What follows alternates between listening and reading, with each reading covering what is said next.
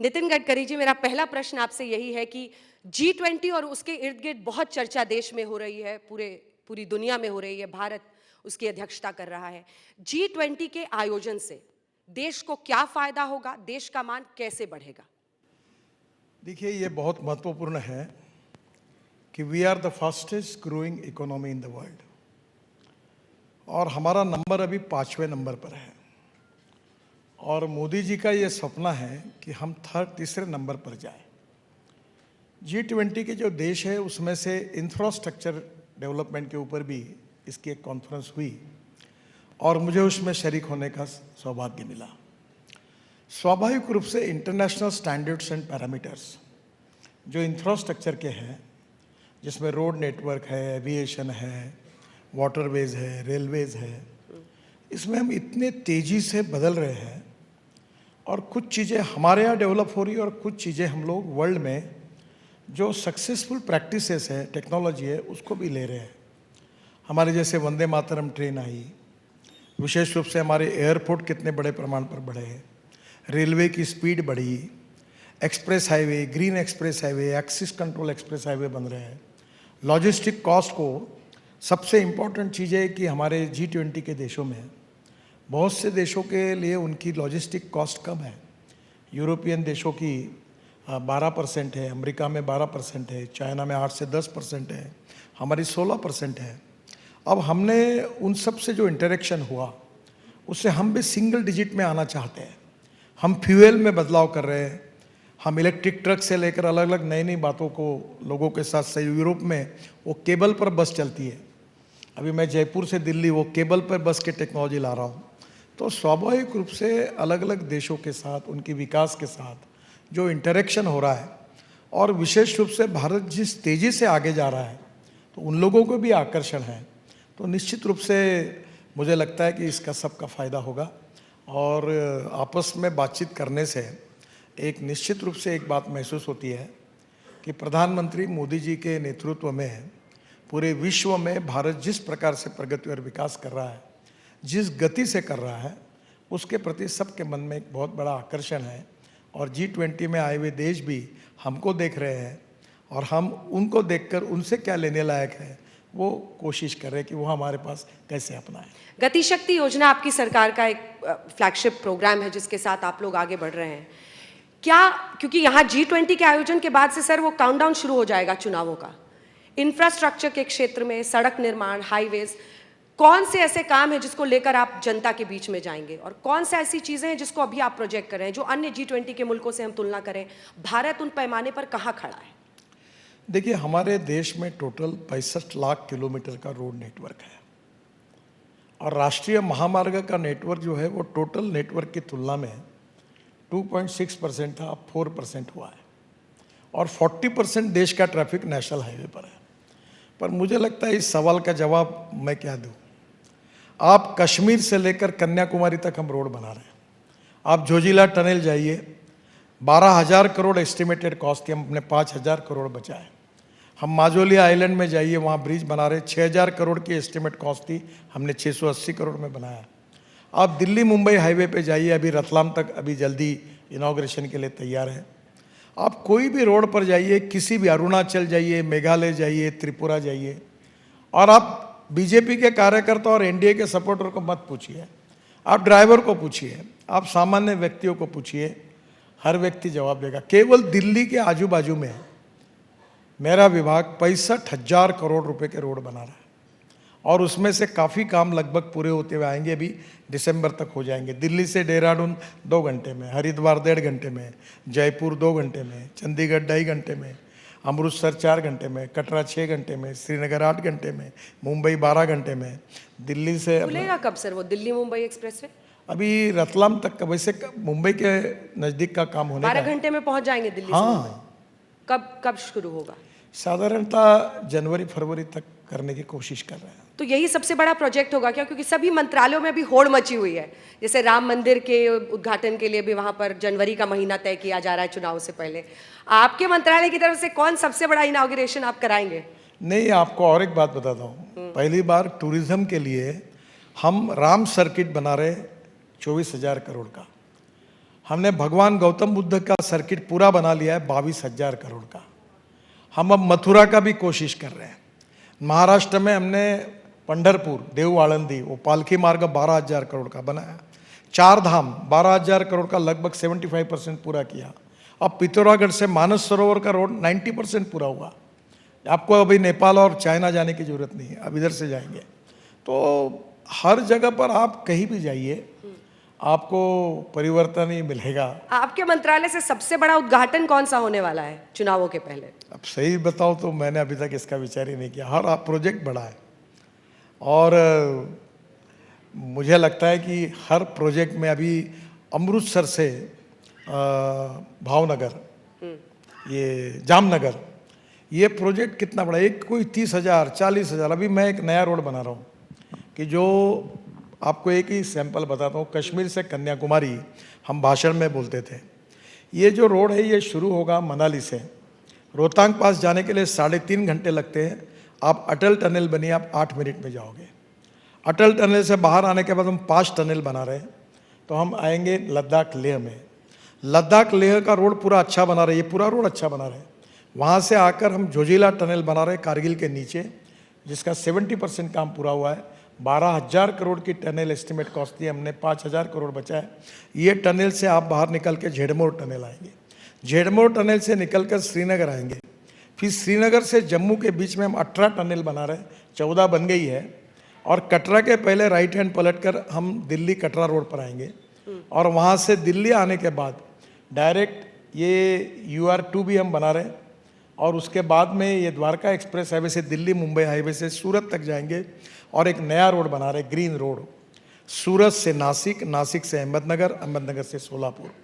अब साउथ जाने के लिए अब मुंबई और पूना जाने की ज़रूरत नहीं, और सोलापुर से कर्नूल, कर्नूल से कन्याकुमारी, चेन्नई, हैदराबाद, बेंगलोर, बेंगलोर, कोचीन, त्रिवेंद्रम, पूरा साउथ का ट्रैफिक जो उत्तर से निकलेगा वो पूरा कन्याकुमारी तक जाएगा, और ये एक्सिस कंट्रोल रोड होगा। तो पहली बार देश की सभी, आप आसाम में जाओ, अरुणाचल में जाओ, मेघालय में जाओ, त्रिपुरा, और सबसे अच्छी बात G20 के लिए उपलब्ध, हम म्यांमार के लिए रोड बना रहे हैं, हम बांग्लादेश के लिए रोड बना रहे हैं, हम भूटान के लिए रोड बना रहे हैं, हम नेपाल को 4 जगह 5 जगह जोड़ने के लिए रोड बना रहे हैं। तो हमने हमारे यहाँ के भी जो हमारे नज़दीकी फ्रेंडली राष्ट्र है उनके साथ भी हमने रोड बनाने का काम पूरा किया। आपने द्वारका एक्सप्रेसवे का जिक्र किया और आप बार बार ये दम भर रहे हैं कि मैंने खर्च कम किया है, लेकिन 10 अगस्त को CAG की एक रिपोर्ट जो देश की संसद में टेबल की गई, उसमें द्वारका एक्सप्रेसवे को लेकर ये कहा गया है कि जो cabinet committee on economic affairs ने प्रति किलोमीटर 18 करोड़ रुपए की लागत के लिए अनुमति दी थी, उसमें 250 करोड़ प्रति किलोमीटर खर्च कर दिया NHAI ने। ये सबसे बड़ा घोटाला है, ये विपक्ष कह रहा है। आपने सबसे पहले आपको धन्यवाद दूंगा कि आपने ये प्रश्न पूछा। मूलतः ये जो द्वारका एक्सप्रेस हाईवे है ये 29 किलोमीटर का है, ये डिस्टेंस। ये हाईवे को जो हमको अनुमति मिली, हमने जो कैबिनेट नोट भेजी थी, उसमें नोट में लिखा था कि हम 5,000 किलोमीटर 2 लेन पेव शोल्डर रोड बनाएंगे और उसकी कीमत 91,000 होगी, और उसमें से रिंग रोड और फ्लाईओवर की कॉस्ट एस्टिमेट DPR बनने के बाद तय करेंगे। ये नोट में लिखा था जो CAG ने देखा। तो उन्होंने कहा 18.5 किलोमीटर जो है इसको आपने 250 करोड़ खर्चा किया। अब सबसे पहले मैं बताऊं, द्वारका एक्सप्रेस हाईवे ये स्टेट ऑफ आर्ट प्रोजेक्ट है, और इस प्रोजेक्ट की टोटल लेंथ है 29 किलोमीटर नहीं, लेन वाइज 563 किलोमीटर। ये आपके बाजू में ये जो शादियाँ होती है शिव मूर्ति के बाजू में, इसको 8 लेन नीचे में टनल, इसमें 6 लेन टनल है, और इसके जो टेंडर निकाले गए तो इसकी जो कॉस्ट थी हमारी 250 करोड़ नहीं थी, 206 करोड़ पर किलोमीटर जो CAG के हिसाब से। और हमारा पहला पैकेज 5 बिडर थे, 9% नीचे गया। दूसरा पैकेज 4 बिडर थे, 4.8% ज़्यादा गया। तीसरा पैकेज 12 बिडर थे, -25%, 24/7% नीचे गया। पैकेज 4 8 बिडर थे, -8.1% हुआ। और ये पूरा प्रोजेक्ट में हमने टोटल 12% कॉस्ट कम की है सिविल कंस्ट्रक्शन की। प्रॉब्लम क्या हुआ कि जो 2 लेन पेव शोल्डर 29 किलोमीटर बोल रहे हैं वो 230 किलोमीटर है। इसमें अंदर में टनल है और इसलिए ये 563 किलोमीटर टोटल लेन का रोड है। और ये बात हमने सीएजी के सामने चर्चा में हमारे अधिकारियों ने रखी थी। हमारी छोटी सी गलती ये होगी कि चर्चा में वो कन्विंस होने के बाद हमने रिटर्न में दिया नहीं और बाद में वो लिख के आया है। पर जहाँ तक आप भ्रष्टाचार की बात कर रहे हैं, आपसे लेकर मीडिया से लेकर और विपक्ष के नेताओं को मेरा पूरा आह्वान है, हम पूरे ट्रांसपेरेंट है, टाइम बाउंड है, रिजल्ट ओरिएंटेड और करप्शन फ्री है। और मुझे इस देश में मोदी जी के नेतृत्व में 50 लाख करोड़ के काम करने का मौका मिला। आप एक भी काम में कोई कॉन्ट्रैक्टर और कोई कहे कि यहाँ करप्शन हुआ और इतना देना पड़ा, तो आप मुझे बताइए, आप जो बोलोगे वो सजा भुगतने के लिए तैयार है। ये द्वारका एक्सप्रेस हाईवे 563 किलोमीटर का है और 2 लेन पेव शोल्डर 28 किलोमीटर का, यानी 56 किलोमीटर का। तो सीएजी ने ये 56 किलोमीटर का जो पकड़ा है, ये इससे 10 गुना बड़ा है और इसकी कीमत आती है 9.5 करोड़ पर किलोमीटर और 2 लेन की तो 19 करोड़ आती है। और इसमें भी हमने 12% बचाया है। और मैं आपको एक ही बात बताता हूँ, आज तक आपने सब कुछ देखा होगा, अब आप लोग एक बार देखने के लिए आइए। इस प्रोजेक्ट में पहली बार देश में सिंगल पियर पर 8 लेन एलिवेटेड रोड है, पहली बार। भारत का पहला 4 लेवल का इंटरचेंज इसमें है, ऐसे 2 है। हाँ, इसमें 3 स्तरीय इंटरचेंज भी 3 है। 3.6 किलोमीटर की 8 लेन सुरंग है, जो नीचे में पूरा रोड बनाई, जो विमान उतरता है ना, हवाई जहाज, उसके बाजू में पूरे नीचे में 8 लेन, ऊपर में 8 लेन, उसमें फ्लाईओवर। और इसके साथ हवाई अड्डे से जुड़ने के लिए ये एयर स्ट्रिप के नीचे से 2.4 किलोमीटर है, T3 पे आएगी और उधर वसंत विहार में जाएंगे। तो ये टनल वगैरह पकड़ के, तो इसकी कॉस्ट तो सीएजी ने हमको सर्टिफिकेट देना चाहिए। और ये तो बहुत जाती है, ये पहले उन्होंने केवल 2 लेन पेव शोल्डर पकड़ा था। अब तो लेकिन रिपोर्ट टेबल हो गई। नहीं, हमें कोई प्रॉब्लम नहीं, जो इसको समझता है, किसी के मन में कोई कन्फ्यूजन नहीं है। अब जिनको राजनीति करनी है वो बोल सकते हैं। लेकिन सीएजी तो राजनीति नहीं कर रहा। नहीं, सीएजी को जो मैंने कहा कि 2 लेन पेव शोल्डर 29 किलोमीटर, वो हिसाब पकड़ा। और एक्चुअल रोड द्वारका एक्सप्रेस से 563 किलोमीटर सिंगल लेन, यानी डबल लेन हो गया 231 किलोमीटर।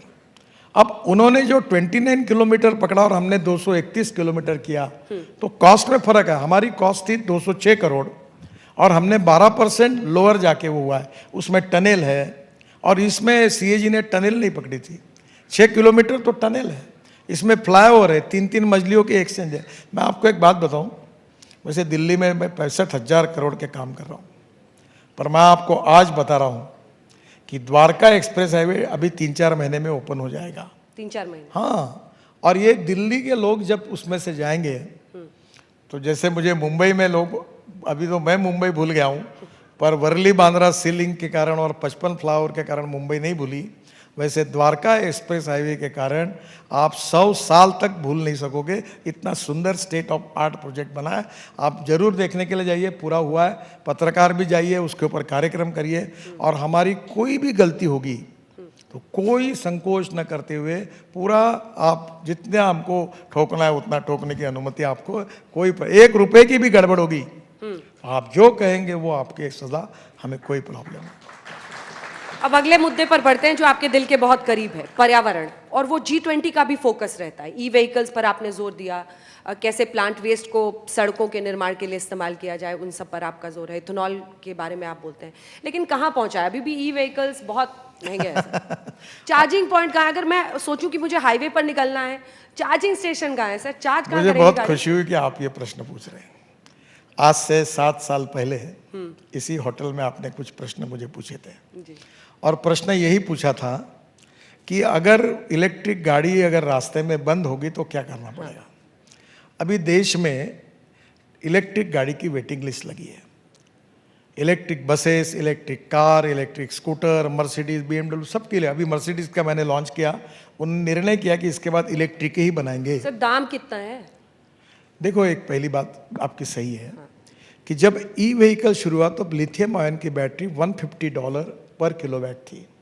अब वो $115 पर किलोवाट आई है और जल्दी जैसे वॉल्यूम बढ़ेगा वो $100 पर किलोवाट आएगी। तो पेट्रोल और डीजल की गाड़ी की कीमत एक होगी। और मैं आपको आज बताता हूँ, आप अगर पेट्रोल के गाड़ी पर महीने में अगर 30,000 रुपये खर्चा कर रहे हैं तो इलेक्ट्रिक का खर्चा 2,000 रुपये है, तो 28,000 रुपये महीने की बचत है। मैं भी इलेक्ट्रिक गाड़ी में आया हूँ, मेरी गाड़ी कभी बंद नहीं हुई, और कभी एक भी गाड़ी, मैं इतने लोगों को पूछता हूँ, जो सवाल आपने मुझे पूछा था। सबसे लॉन्ग डिस्टेंस कितना गए हैं आप हाँ, इलेक्ट्रिक आपकी एक बात सही है कि दिल्ली से मुंबई अगर इलेक्ट्रिक गाड़ी में जाओगे तो चार्जिंग के लिए प्रॉब्लम है। तो NHAI की तरफ से 670 रोड साइड एमिनिटीज हम बना रहे हैं। 170 में काम शुरू हो गया है, उसमें हेलीपोर्ट है, उसमें चार्जिंग स्टेशंस है, CNG, LNG, इथेनॉल मिलेगा, रेस्टोरेंट्स होंगे, होटल्स होंगे, और आने वाले 1.5-2 साल में आपको प्रॉब्लम नहीं आएगा। दिल्ली से जयपुर रोड पर आपका चार्जिंग होगा, दिल्ली से मुंबई तक भी चार्जिंग होगा, वो अड़चन नहीं आएगी। 1.5-2 साल मतलब आप 24 पे भी अभी से ही दावा कर रहे हैं PM की तरह? देखिए, एक चीज़ याद रखना, आप नाराज मत होना। हाँ। मेरे को, मैं जो बोलता हूँ वो पूछने वाला अभी तक कोई पत्रकार तैयार नहीं हुआ कि मैंने कोई झूठा वादा किया। मैं कोई झूठ बात करूँगा नहीं, और जो करूँगा वो डंके की चोट पर करूँगा। और मेरे पूरे इंटरव्यू निकाल लेना, उसका स्क्रीनिंग कर लेना, और जो बात मैंने पूरी नहीं की होगी उस बात के लिए ज़रूर मुझे सवाल पूछना। मैं जो होगा वही कहूँगा, और जो किया है वही कहूँगा। नहीं, मैं तो ये पूछ रही थी सर कि 24 के चुनाव में, अब तो 6 महीने में चुनाव है। देखो, मैं चुनाव देखकर काम नहीं करता। अच्छा, वो ऑटो मोड में फिर चलेगा? नहीं, वो चलते ही रहता है। मुझे बताओ, आप, मैं रोड की एडवर्टाइजमेंट करूँ क्या? 65,000 करोड़ के रोड दिल्ली के आजू बाजू बना रहा हूँ। अब कितने लोगों को मालूम है? मेरा कोई PR नहीं, कोई पब्लिसिटी नहीं, और मैं करना भी नहीं चाहता। जो रोड बनते वही सब पब्लिसिटी करते हैं। अभी कितने लोग मुझे मिलते हैं हवाई जहाज। एक, मैं अभी मुंबई जा रहा था, एक यंग लड़का टॉय पहन के ये विस्तारा के फ्लाइट में मेरे पैर छुआ, तो मैंने बोला ये क्यों किया, ऐसा क्यों कर रहे हैं? बोले साहब, मैं NCLT तक चला गया था, मेरा दिवाला पिट चुका था, द्वारका एक्सप्रेस वे के बाजू में मेरी ज़मीन थी, अब मैं 5,000 करोड़ का मालिक बना हूँ आपके कारण, आपने हाईवे बनाया। ऐसे कितने लोग हैं कि जो करोड़ों रुपए कमा रहे, पूरे रियल इस्टेट ये इधर की द्वारका एक्सप्रेस हाईवे के आजू बाजू में, जो हरियाणा को रोड जाते हैं। अभी ये दिल्ली का UR2 मैंने बना, आप जरूर जाइए। आप पानीपत से जब आएगी पेरीफेरल रोड से, तो एयरपोर्ट आने के लिए 2 घंटे लगते हैं। अभी ये जो रोड बना है मैंने UR2, पानीपत के बाद, पेरीफेरल रोड के बाद, 15 मिनट में एयरपोर्ट, T3 15 मिनट में, 2 घंटे का और 15 मिनट। ये पूरा जो धौला कुआं का जो ये रोड का ट्रैफिक है, ये आधा हो जाएगा। तो दिल्ली में पोल्यूशन कम करना चाहिए, दिल्ली में ट्रैफिक जाम कम करना चाहिए। और मैं आपको जो बात बताता हूँ, मैं 1 मैन आर्मी जैसा बार बार कहता था, परली जलाते लोग। अब पानीपत में इंडियन ऑयल ने प्लांट डाला है, परली से 1 लाख लीटर इथेनॉल बनता है, और पहले 150 टन बायो बिटुमिन बना रहे थे, अब परली से बायो एविएशन फ्यूल बना रहे हैं, जो हवाई जहाज में जाएगी। अब परली जलेगी नहीं, मैं एसोसिएशन का अध्यक्ष हूँ उसका। 135 प्लांट अभी पंजाब, हरियाणा, उत्तर प्रदेश देश में शुरू हो रहे हैं, जो परली से CNG और LNG बना रहे हैं, वेस्ट टू वेल्थ। और अभी इतना ही नहीं, तो परली से बिटुमिन तैयार होता है। और मैंने सबसे अच्छा काम कोई किया तो दिल्ली में कचरे की टेकड़ियाँ हैं, 30 लाख टन दिल्ली का कचरा ये UR2 के अंदर हमने डालने का काम किया, और दिल्ली को कचरे से मुक्त करने की कोशिश कर रहे हैं। अच्छा है, गाजीपुर में भी बहुत बड़ा कूड़े का वो भी हम एक्चुअली मेरठ के समय डाल रहे थे, थोड़ा वो सेग्रीगेशन कौन करेगा इस पे चर्चा होती रही, वो निकल नहीं पाया, नहीं तो वो पूरी टेकड़ी खत्म हो जाती है अभी तक। तो अब शुरू कर दीजिए सर उस पर। अब रोड हो गया। अगला विषय जिस पर मैं आना चाहती हूँ, G20 को लेकर आपके इंफ्रास्ट्रक्चर जो मंत्रालय है आपका, रोड और हाईवेज का, क्या फ़ायदा होगा जब ये हम विकसित देशों को भी देखते हैं, विकासशील देश भी वहाँ पर पहुँच रहे हैं, कैसे आदान प्रदान होगा कुछ? देखिए, अभी जैसे हमने उनसे बात की, रोड साइनेज, मार्किंग, हम बहुत पिछड़े हुए हैं। अभी हमने यूरोपियन स्टैंडर्ड, अमेरिकन स्टैंडर्ड सब बुलाए, और हमारे साइनेज, हमारी marking up to the mark नहीं है। उन्होंने हमको कुछ कंट्रीब्यूट किया, उन देशों में कैसा है रोड सेफ्टी के लिए। तो कहीं ना कहीं हमको मोदी जी ने इंफ्रास्ट्रक्चर को हाईएस्ट प्रायोरिटी दी है, 10 लाख करोड़ का बजट दिया है। और हमारे यहाँ BOT, hybrid annuity, InvIT model, तो हमको और बाहर से भी पैसा खड़ा कर रहे हैं। तो हमारा इंफ्रास्ट्रक्चर वर्ल्ड स्टैंडर्ड का हो। और मैंने आपको बताया कि 24 एंड के बाद हिंदुस्तान का रोड इंफ्रास्ट्रक्चर अमेरिका के बराबर होगा। अमेरिका के बराबर? हाँ जी, बिल्कुल जिम्मेदारी के 24 में, 24 एंड में, 24 के अंत तक। 2047 में प्रधानमंत्री कहते हैं कि हम एक विकसित देश बन जाएंगे। वो आपकी मिनिस्ट्री कैसे जा रही है? हाई स्पीड पे जा रही है? 2047 तक वो कह रहे हैं विकसित देश बन जाएगा भारत। देखो, निश्चित रूप से बनेंगे। अभी जो नीति आयोग का रिपोर्ट आया है उसमें 13.5 से 14 करोड़ लोग जो गरीब रेखा के नीचे थे वो लोअर मिडिल क्लास में आए हैं। देश बदल रहा है। मैं आपको एक ही बात बताता हूँ, मेरे ऑटोमोबाइल इंडस्ट्री का मैं मंत्री हूँ, मेरे विभाग में ये 7.5 लाख करोड़ की इंडस्ट्री थी। इस इंडस्ट्री में 4.5 करोड़ लोगों को जॉब मिला है। ये इंडस्ट्री भारत सरकार और राज्य सरकार को सबसे ज़्यादा जीएसटी देती है। अब इस इंडस्ट्री को हमने 3 साल पहले तय किया था कि हम इसको 15 लाख करोड़ के करेंगे। और आपको आश्चर्य लगेगा कि आज हमारा नंबर, मैंने जब मंत्री बना, मोदी जी प्रधानमंत्री बने तो हम 7वें नंबर पे थे। बाद में अभी हम 4थे नंबर पे थे।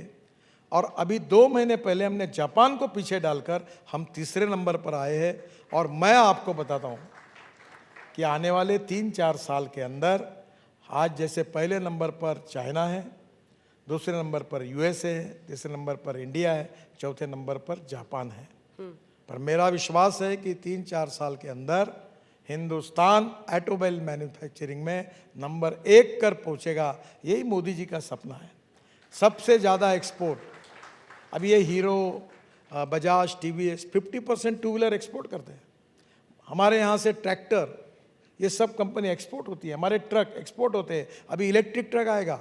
अभी मैं दिल्ली से जयपुर वो केबल पर बस चला रहा हूँ, एयर कंडीशन बस, बढ़िया कंफर्ट वाली, और टिकट रेट 30% कम होगा और 1.25 घंटे में, 2.5 घंटे में जयपुर जाएगी। केबल बस? हाँ, वो इलेक्ट्रिक पर चलेगी। क्या है कि लिथियम आयन बैटरी के बस की कीमत 1 करोड़ 1.25 करोड़ है।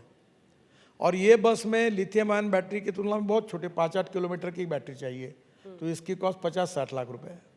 तो नेचुरली कैपिटल कॉस्ट कम होने के कारण और बिजली सस्ती होने के कारण टिकट रेट 30% कम होंगे और सब लोग एयर कंडीशन बस में इलेक्ट्रिक में बैठकर जाएंगे। पूरे यूरोप में यही बस है।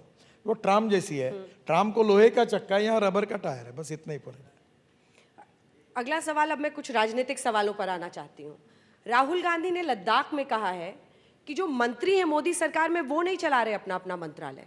आरएसएस के लोगों को इन्फिल्ट्रेट किया गया है हर संस्था में, और वही ओएसडी बनकर या कुछ बनकर सर, तो आप अपना मंत्रालय चला रहे हैं या आप तो वैसे ही नागपुर के हैं? मैं आरएसएस को भी जानता हूँ। ये इतना हास्यास्पद आरोप है। न कोई आरएसएस का आदमी है, न कोई मार्गदर्शन है, न कोई जबरदस्ती है, न कोई चर्चा है। ये 100% गलत बात है। हाँ, मैं आरएसएस का स्वयंसेवक हूँ। RSS is a part of my life conviction. BJP ideology is a part of my life conviction. मुझे काम करने का पूरा स्वातंत्र है और मैं अपना काम कर रहा हूँ, निर्णय घोषित कर रहा हूँ, बता रहा हूँ ये हो रहा ये नहीं हो रहा, तो मैं क्या किसी को पूछने के लिए थोड़े जा रहा हूँ। ये पूरी तरह ये कोई मैच्योरिटी का लक्षण नहीं है इस प्रकार के आरोप करना। मैं ये समझ सकता हूँ कि विपक्ष में विरोध करना पड़ता है, विरोध में बातें करनी पड़ती है। मेरे को उतना सलाह दूंगा कि जरा बातें भी ऐसी वैलिड करो कि जो लोग भी समझ सके उसमें कुछ दम है। ये तो बहुत ही कोई मतलब लेकिन क्या संस्थाओं को लेकर उनका ये प्रश्न है कि क्या सेना से लेकर ब्यूरोक्रेसी में हर जगह आरएसएस की सोच वाले लोगों को धीरे धीरे आप जगह दी जा रही है? एक नाम बता सकते हैं?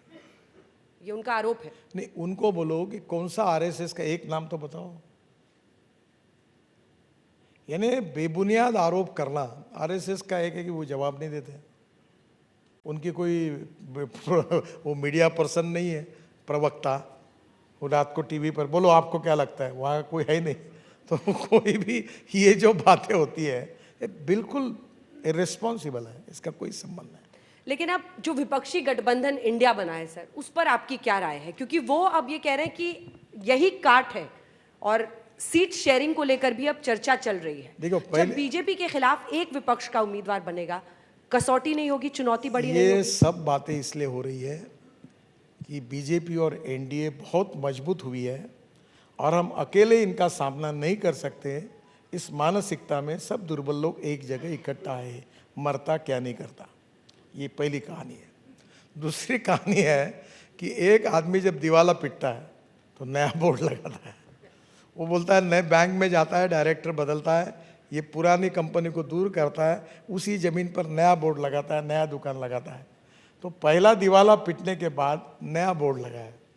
ये कितने भी बोर्ड लगाए, कितने भी नए दुकान डालें, आखिर जो जिस प्रकार से देश में विकास का काम हो रहा है, देश आगे जा रहा है, देश विश्व में एक शक्तिशाली राष्ट्र बन रहा है, इकोनॉमी बदल रही है, इंफ्रास्ट्रक्चर बदल रहा है, तो निश्चित रूप से एनडीए मोदी जी के नेतृत्व में बीजेपी और एनडीए का शासन आएगा। अब ये फ्रस्ट्रेशन है, निराशा है, और अब लगातार अपोजिशन में रह रहे हैं। अपोजिशन में रहने में भी कलेजा लगता है, हिम्मत लगती है। मैं रहा हूँ, डंडे खाने पड़ते, पुलिस के मोर्चे निकलते थे, मैं इमरजेंसी के खिलाफ काम करता था, बहुत तकलीफ होती है। अब वो बेचारे थक गए, इसलिए जो जिनके विचारों में तालमेल नहीं, जो एक दूसरे का चेहरा नहीं देखते थे, जो एक के साथ बैठ के चाय नहीं पीते थे, वो हमारे शक्ति के कारण, ताकत के कारण, we are the architect of opposition unity, हमारी शक्ति बढ़ गई। इसलिए ये मरता क्या नहीं करता वाले सब साथ आके एक हो रहे, ये हमारी ताकत का लक्षण है। और हम भी ऐसे लोग हैं, अरे एक हो जाओ सब लोग और लड़ लो हमसे। ये ताकत ईडी सीबीआई वाली तो नहीं है? नहीं नहीं आप देखिए, जो पाप करेगा वो भोगेगा, अगर जिसमें कुछ है नहीं तो वो क्यों तकलीफ में आएगा। पर पाप वाले सारे तो इधर आके सर धुल जा रहे हैं। देखिए राजनीति में ऐसा होता कह है, रहे हैं बीजेपी वाला जो साबुन है वो सबको साफ कर दे रहा है, वॉशिंग मशीन। इको फ्रेंडली साबुन है हमारा। हाँ।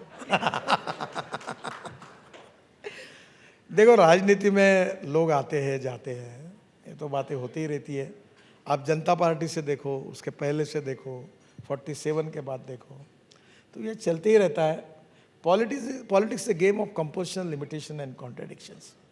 और चुनाव में जीतने की राजनीति जो होती है वही इंपॉर्टेंट होती है, और जो जीतता वही सिकंदर होता है। तो कभी ना कभी अलायंस में पार्टनर लेने पड़ते हैं, लोग आते हैं, ताकत बढ़ानी पड़ती है। हम भी हमारी अलायंस की ताकत बढ़ाना चाहते हैं। लेकिन महाराष्ट्र में अजित पवार और शरद पवार, ये दावा है कांग्रेस पार्टी का, नाना पटोले और जो वहां पर सदन में भी कांग्रेस के नेता हैं विपक्ष के, उन्होंने आरोप लगाया है कि अजित पवार ने ऑफर लिया बीजेपी से, पुणे में एक उद्योगपति के घर में वो शरद पवार से मिले और ऑफर दिया कि आपको कृषि मंत्री बनाएंगे, नीति आयोग का अध्यक्ष बनाएंगे, आपकी बेटी को भी मंत्री बनाएंगे, आप साथ दे दीजिए। शायद नाना पटोले के पास कुछ प्रूफ होगा, उनको कुछ खास जानकारी मिली होगी। मेरा आजकल मुंबई में जाना बहुत कम होता है, और जिस दिन अजित पवार मिले उस दिन वो चांदनी चौक का पुणे में इनॉग्रेशन हुआ मेरे डिपार्टमेंट का, तो वो मेरे बाजू में ही बैठे थे। तो एक समृद्धि महामार्ग पर रोड सेफ्टी का ऑडिट करके एक रिपोर्ट दिखाना था देवेंद्र जी को और अधिकारियों को। एक मीटिंग बाजू में होटल में रखी थी, तो उन्होंने कहा मैं जा रहा हूँ। तो कहाँ जा रहे हो? तो बोले मुझे साहब को मिलने के लिए जा रहा हूँ। तो मुझे मालूम नहीं क्या उनके साथ बातचीत हुई। बाद में मेरा आजकल मुंबई जाना भी कैसे कम होता है। तो आप कभी शरद जी से गुफ्तगू करते हैं, नहीं करते हैं? नहीं, इतने में नहीं हुआ है। पार्लियामेंट में कभी मिलते हैं, हाँ। कोई काम होगा रोड वगैरह का तो मेरे यहाँ उनका डेलीगेशन लेके आते रहते हैं। पार्लियामेंट की बात हुई सर, तो मणिपुर के मुद्दे पर विपक्ष ने बहुत घेरा, संसद का काम 10-12 दिन नहीं चला, उसके बाद आखिरकार अविश्वास प्रस्ताव लाकर फिर उनका ये दम है कि हमने जीत हासिल की, हमने पीएम को बाध्य किया कि वो संसद में आकर मणिपुर पर बोले। मुझे एक बात बताइए, मणिपुर का विषय गृह मंत्रालय के संबंध में है और अमित भाई चर्चा करने के लिए तैयार थे, उन्होंने लिखित रूप में कहा था। और इतना ही नहीं तो उन्होंने बहुत अच्छा जवाब भी पार्लियामेंट में दिया। अगर अमित भाई के जवाब के बाद प्रधानमंत्री कभी भी बोल सकते हैं, पर हमको आपसे नहीं प्रधानमंत्री से जवाब चाहिए, और प्रधानमंत्री बोलने के लिए खड़े हुए तो हम उनको बोलने नहीं देंगे। ऐसी राजनीति कैसे चल पाएगी? और ये मुझे लगता है कि ये बात पहले भी हो सकती थी। मैं तो कहूँगा विपक्ष ने कम से कम 10 दिन का नुकसान किया देश के लोकतंत्र का, और कारण न होते हुए काम नहीं होने दिया, इसके लिए वो जिम्मेदार है। 2024 के चुनाव के पहले राम मंदिर, G20 का आयोजन, क्या इसका भी चुनावी प्रचार में इस्तेमाल होगा? और तीसरा यूसीसी, 3 मुद्दे हैं जिसको लेकर अभी भी एक, देखिए, हर सरकार लोकतंत्र में कल्याणकारी राज्य के रूप में काम करते रहती है। हमारे कार्य का, हमारे कामों का परिणाम कभी अच्छा होता है, एक आधे बार बुरा होता है, और 5 साल के बाद जनता इस बात का ऑडिट करती है कि ये जो परफॉर्मेंस ऑडिट इनका करने के बाद इन्होंने अच्छा काम किया है कि नहीं किया है। तो हम तो कोई साधु सन्यासी नहीं है, हम चुनकर आए हैं लोगों का कल्याण करने के लिए। Politics is a instrument of socio economic reform. हम गांव, गरीब, मजदूर, किसान के लिए काम करना चाहते हैं, हम काम कर रहे हैं। अब हमारे काम करने के पीछे हर चीज़ का संबंध राजनीति से नहीं है। हम देश को अच्छा आगे ले जाना चाहते हैं और हमारे कार्य में हम राजनीतिज्ञ है। तो पॉलिटिकल पार्टी में कोई हमने पार्टी थोड़ी छुपाई है और हमारे कार्य में जो भी कुछ करेंगे उसका मूल्यांकन जनता की अदालत में होगा और अगर हमने अच्छा काम किया होगा तो लोग वोट देंगे, नहीं किया तो बदलेंगे, ये उनका अधिकार है। तो ये हर चीज़ को चुनाव के साथ जोड़ना मुझे लगता है ये अप्रस्तुत है। अभी मैं तो आपको सच बताता हूँ, मैं ये मानता हूँ कि मुझे देश के लिए काम करने का मौका मिला है और कम समय में, जैसे फास्ट फूड वाली बात होती ना, मैं कम समय में कितना ज़्यादा से ज़्यादा काम कर सकूँ, लोगों का जीवन सस्टेनेबल डेवलपमेंट के साथ कैसे सुखमय हो। ये हैप्पी ह्यूमन इंडेक्स की बात होती है जो भूटान के प्रधानमंत्री ने की।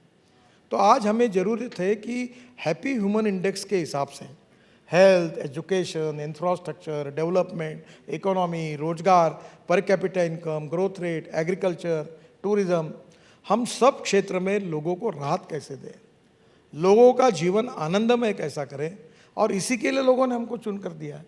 हम अच्छा काम करते रहेंगे, करना हमारा कर्तव्य और जिम्मेदारी है। हमने किया कि नहीं, ये जनता की अदालत में देखने का काम लोगों का है। अगर सही लगेंगे तो देंगे, नहीं तो नहीं देंगे। आप तो संघ से भी जुड़े रहे हैं और नागपुर में ही आप हैं। 3 मुद्दे, जो सबसे पहले राम मंदिर, 370 और यूसीसी पर नितिन गडकरी जी की सोच क्या है? देखो, लाना चाहिए? ये सब विषय जो होते हैं ये पार्टी लेवल पर इसके निर्णय होते हैं और हमारी पार्टी की डिसिप्लिन है कि पार्टी में जब तक निर्णय नहीं होते हैं तब तक उस विषय पर जाहिर रूप से कोई चर्चा नहीं करता। जहाँ तक राम मंदिर की बात है, उसके बारे में प्रभु रामचंद्र इतिहास, संस्कृति और विरासत के प्रतीक थे और उनका जहाँ जन्म स्थान था वहाँ भव्य मंदिर बनना चाहिए। ये बीजेपी और संघ की नहीं, ये देश की जनता की सार्वत्रिक भावना थी। आज हो रहा है। 370 के बाद आज कश्मीर में, जैसे मैंने अभी आपको कहा, आप केवल एक ही काम करो कि मैं कश्मीर में 1 लाख करोड़ के काम कर रहा हूँ, आप केवल उसको देखने के लिए जाओ। कश्मीर में कितना विकास हो रहा है, टूरिस्ट कितने आ रहे हैं, रोजगार कितना बढ़ रहा है, कश्मीर के लोगों को कितने अच्छी तरीके से विकास प्रक्रिया में IIT, इंजीनियरिंग कॉलेज, एम्स सब खुल रहे हैं। मुझे लगता है कि इसका मूल्यांकन, मैं कभी कभी बहुत बार कहता हूँ कि financial audit is very important, but performance audit is more important than financial audit. और हमारा हर जगह पर हमारा परफॉर्मेंस ऑडिट अगर होता है तो ज़रूर आपको पता चलेगा कि इसके पीछे कोई राजनीतिक भावना नहीं है। ये देश हमारा है, ये समाज हमारा है और हम इसको कैसे बदल सके, इसको आगे कैसे ले जा सके, इस देश को विश्व की शक्ति कैसे बना सके, इसी भाव से काम करते रहते हैं। और राजनीति हमारा पेशा नहीं है, हमारा धंधा नहीं है। राजनीति हमारे लिए देश सेवा का व्रत है। हम कोई साधु सन्यासी नहीं, अपना घर परिवार बच्चे सब देखते हैं, उसके बाद समाज के लिए, देश के लिए ईमानदारी से, ऑनेस्टी से काम करते हैं। और इसीलिए मैं आपके सामने मुंह ऊपर करके चेहरा होकर कह सकता हूँ, है कोई कहने वाला कि 1 रुपये का कोई भ्रष्टाचार हुआ, तो मैं इसलिए कह सकता हूँ क्योंकि मैं नैतिक रूप से वो कह सकता हूँ, नहीं तो मैं नहीं कह सकता। और ये इसीलिए भावना ये है कि हम देश के लिए काम कर रहे, समाज के लिए काम कर रहे, गरीब के लिए काम कर रहे, और यही भाव है, यही मोदी जी का भाव है, यही भाजपा का है और यही हमारी सरकार की भावना है। हैप्पीनेस इंडेक्स की अभी आपने बात की थी, क्या देश में वाकई लोग बहुत खुश हैं या फिर आपको लगता है कि विचारधारा में लोग बहुत बटे हुए हैं? मैं इसलिए ये पूछ रही हूँ क्योंकि चाहे वो विपक्ष हो, राहुल गांधी हो, सबका यही कहना है कि राहुल गांधी तो कहते हैं कि नफरत के बाजार में मैं मोहब्बत की दुकान खोल रहा हूँ। कह रहे हैं देश को बहुसंख्यकवाद की राजनीति करके आपने 2 हिस्सों में बांट दिया है। देखिए, पहली बात तो ऐसी है, हमने 9.5 करोड़ लोगों को गैस के कनेक्शन दिए। क्या हमने डिस्क्रिमिनेट किया किसी को? हिंदू, मुसलमान, जैन, क्रिश्चियन, बौद्ध, कोई कोटा किया? सबको दिया। हमने प्रधानमंत्री आवास योजना में करोड़ों लोगों को घर दिए। क्या हमने किसी को डिस्क्रिमिनेट किया? आयुष्य योजना में 5 लाख रुपए का रिलीफ दिया, हमने किसी को डिस्क्रिमिनेट किया? हमने रोड बनाए, मैं तो सब पॉलिटिकल पार्टी के 75 मेंबर ऑफ पार्लियामेंट में बोले और हर पार्टी के MP ने मुझे धन्यवाद दिया और अभिनंदन किया, क्योंकि हमने कभी राजनीति नहीं की। सबका साथ, सबका विकास और सबका प्रयास। तो आज मुझे बताइए कि हमने ऐसा कौन सा काम किया है कि हमने माइनॉरिटी के साथ अन्याय किया? हमने एजुकेशन में जितना बड़ा एम्स खोले, डॉक्टर बन रहे, मेरिट पर एडमिशन हो रही, नौकरियां लगी, मेरिट पर लगी। हमने जात, पंथ, धर्म, भाषा और सेक्स के आधार पर डिस्क्रिमिनेट करने वाली राजनीति हमें मान्य नहीं है। हम जातीयवाद और सांप्रदायिकता के विरोध में हैं, और केवल बातों में नहीं, हम प्रत्यक्ष कृति में हैं। हाँ, एक बात जरूर है, हमारी अपनी विचारधारा है, कांग्रेस की अपनी विचारधारा है। अटल बिहारी वाजपेयी क्या कहते थे? वैचारिक मतभेद होने चाहिए पर मनभेद नहीं होने चाहिए, और उसी आधार पर हम चल रहे हैं। तो मतभिन्नता हो सकती है पर मतभेद नहीं है। सबका साथ, सबका विकास, सबका प्रयास, किसी को डिस्क्रिमिनेट न करते हुए सबका विकास होगा, सबको न्याय मिलेगा, यही हमारा प्रयास। आपने कहा सारे सांसद आपको धन्यवाद करते हैं, लेकिन कहीं ऐसा तो नहीं कि यूपी पे ज्यादा फोकस है, जहां जहां ज्यादा लोकसभा की सीटें हैं, महाराष्ट्र, वहां पर गडकरी जी का ज्यादा ध्यान रहता है सड़कों पर, सड़कों के निर्माण पर, क्योंकि उससे आपको फिर आप क्यों जनता नहीं करते? चलेगी तेज। तो आप फिर एक काम करो ना, पूरे लोकसभा राज्यसभा के सदस्यों का इंटरव्यू करो, और एक भी निकलेगा। और मेरी एक बड़े आश्चर्य की बात होती है, जो आते हैं वो बोलते हैं, मैं जाता हूँ ना राज्यों में, तो वहाँ का मुख्यमंत्री क्या कहते हैं, गहलोत भी कहते होंगे, बाकी कांग्रेस के भी मुख्यमंत्री क्या कहते हैं, वो बोलते हैं नितिन गडकरी ने सबसे ज़्यादा हमारे राज्यों को दिया है। महाराष्ट्र के मुख्यमंत्री वही कहते हैं, आंध्र प्रदेश के मुख्यमंत्री वही कहते हैं। सब जगह मैं जाता हूँ वो राज्य बोलता है मुझे, अभी अरुणाचल वाले वही कहते हैं। एक अच्छी बात है, वो मेरे भी समझ में नहीं आ रही, कि सभी राज्यों के, इवन दिल्ली में, अब केजरीवाल जाहिर क्या बोलते हैं पता नहीं, पर 65,000 करोड़ के काम मैं दिल्ली के आजू बाजू कर रहा हूँ। 65,000 करोड़, मेरे पास लिस्ट है, मैं देके जाऊंगा आपको, और एक एक काम ऑडिट कर लेना। मैं आपको बता रहा हूँ कि मैंने कभी किसी के साथ, जहाँ जहाँ आवश्यक, पंजाब हरियाणा, अब पंजाब में आम आदमी की सरकार है, पूछो, जाओ पंजाब वाले किसी को पूछो, जिस जिले में जाए, कहीं भी जाए, सब जगह रोड बन रहे हैं। तो आप भेदभाव नहीं करते? हाँ बिल्कुल पर नहीं। बीजेपी में रहते हुए आपकी सबसे बनती भी है, ये आपकी ताकत है या कमजोरी है? देखिए, मैं कैलकुलेटेड पॉलिटिशियन नहीं हूँ। मेरा अपना एक स्वभाव अच्छा है कि बुरा है। जो अच्छा लगता है वो खाता हूँ, जो पहनना है वो पहनता हूँ। पहले पैंट शर्ट पहनता था, जैकेट पहनता था, तो मुझे लोग बोलते थे, मैं बीजेपी का अध्यक्ष था, तो मुझे कहने लगे कि ये पैंट शर्ट तुम पहनते हो, ये देखो, तुमको अगर देश का नेता बनना है तो तुम धोती पहनो या पैजामा कुर्ता पहनो। मैंने बोला जो है वो पहनूंगा, देश को मानना है तो नेता माने, नहीं तो नहीं माने। तो मैं ये कोई कॉम्प्रोमाइज़ किसी के कारण नहीं करता, मैं जैसा हूँ वैसा हूँ। और मैं कोई ऐसा राजनीतिक इतना विचार भी नहीं करता। मैं एक्चुअली सही बताऊँ, मैं 80% सामाजिक काम करता हूँ, मैं राजनीतिज्ञ हुई नहीं। और मुझे ऐसी राजनीति का आप एक बताइए, what is the true meaning of politics? We need to understand what exactly the meaning of politics. राजनीति यानी लोकनीति, धर्मनीति, बृहत्तर राजनीति। राजकारण यानी राष्ट्र कारण, समाज कारण, विकास कारण और सेवा कारण। गांधी जी ने जब राजनीति की बात की तो उन्होंने कहा देशभक्ति, स्वाधीनता के लिए संघर्ष करना, ये राजकारण था। तो ये जो पावर पॉलिटिक्स को आप समझ रहे हैं कि पॉलिटिक्स ये नहीं है। पॉलिटिक्स यानी लोगों की सेवा करना, गांव, गरीब, मजदूर, किसान का कल्याण करना, that is the true meaning. आप जैसे लोगों से मैं अनुरोध करूंगा कि this is the appropriate time that we need to redefine the exact definition of politics. और ये सेवा का काम करना, यही राजनीति है, और मैं तो ज़्यादातर यही करता हूँ। लाल किले से पीएम ने 15 अगस्त को कहा है कि अगले साल भी मैं ही झंडा फहराऊंगा। निश्चित रूप से, क्योंकि जिस प्रकार से हम काम कर रहे हैं तो हमें ही चुनकर आने वाले हैं। काम के दम पर? हाँ बिल्कुल। या इको फ्रेंडली साबुन और बुलडोजर के? नहीं, काम के भरोसे आएंगे, काम के भरोसे आएंगे। उसमें सबसे आगे आपका मंत्रालय रहेगा? ये आप तय करेंगे। मैं ना कभी कोई एडवर्टाइजमेंट छापता हूँ, ना कोई मेरा पीआर है, ना मैं कुछ करता हूँ। मैं सही करूँ गलत करूँ, अभी मैं मजाक में कह रहा हूँ आपको, मैं आ रहा था, यहाँ से NH का रोड शुरू होता है, ये ब्रिज के बाजू में पानी अटका था, तो मैं आपके अवतारों को तो जाओ फोटो निकालो और ये NH के नाली जाम हुई है करके लिखो ताकि ये जागेंगे। मैंने वहाँ से फ़ोन किया कि ये पानी क्यों अटका हुआ है। देखो, जो अच्छा होगा उसका सपोर्ट करो, जो देश और समाज के लिए गलत हो रहा है उसका विरोध करो। और आपका काम है कि जनता के हित को प्राधान्य देना। और मीडिया ऐसी है कि लोकतंत्र में, हमारा लोकतंत्र 4 पिलर पर खड़ा है। उसमें मीडिया एक है, लेजिस्लेटिव विंग, जुडिशरी और एग्जीक्यूटिव विंग। और लोकतंत्र में आपका काम है, जो अच्छा करेंगे तो सपोर्ट करो, गलत करेंगे तो विरोध करो। तो मैं उसका स्वागत करता हूँ कि जब कोई हमारे विरोध में लिखता है, तो हमारे यहाँ मराठी में वो कबीर के भजन की उसका ट्रांसलेशन था कि निंदकाचे घर असावे शेजारी, यानी निंदा करने वाले व्यक्ति का घर अपने नजदीक होना चाहिए ताकि हम सजग रहते हैं। निंदक नियरे राखिए। 303 आप लोग बहुमत से आए थे पिछली बार, इस बार सीट बढ़ेगी या घटेंगी? बढ़ेगी। कैसे? फिर सारे साथियों को ढूंढ रहे हैं, ये कह रहे हैं कि एनडीए में जो ये 38 का दम भर अब रहे हैं, उन्होंने पता नहीं ऐसी पार्टियां जो उन्होंने registered नहीं INDIA है। बनाया, हाँ। तो हम भी अपना साथी जोड़ रहे हैं। अब देखो एक तो बात सच है हाँ। कि इसके बाद की राजनीति 2 अलायंस में होने वाली है। अब उन्होंने सब एक हुए तो हम भी अपने साथ साथ लोगों को ले रहे हैं। फाइनल सीटें दीजिए ना सर, जिसके साथ हम कार्यक्रम का आपके साथ के इंटरव्यू का अंत करें। फाइनल सीटें आपको कितनी लग रही हैं आ जाएंगी इस बार? इस बार जितनी मिली थी उससे 15, 20, 25 ज्यादा ही मिलेगी। मतलब 325 के आसपास आप हाँ कह रहे हैं। बिल्कुल मिलेगी। और ये प्रधानमंत्री नरेंद्र मोदी के चेहरे नरेंद्र पे मोदी होगा? जी रहेंगे, उनके नेतृत्व में चुनाव जीतेंगे और वही प्रधानमंत्री होंगे। सिर्फ उनके चेहरे पे होगा या काम पर होगा? हम ऑलरेडी यहाँ तक आए, काम पर आए, और काम करने वाला चेहरा है यानी मोदी जी है, इसलिए उनके नेतृत्व पे आए।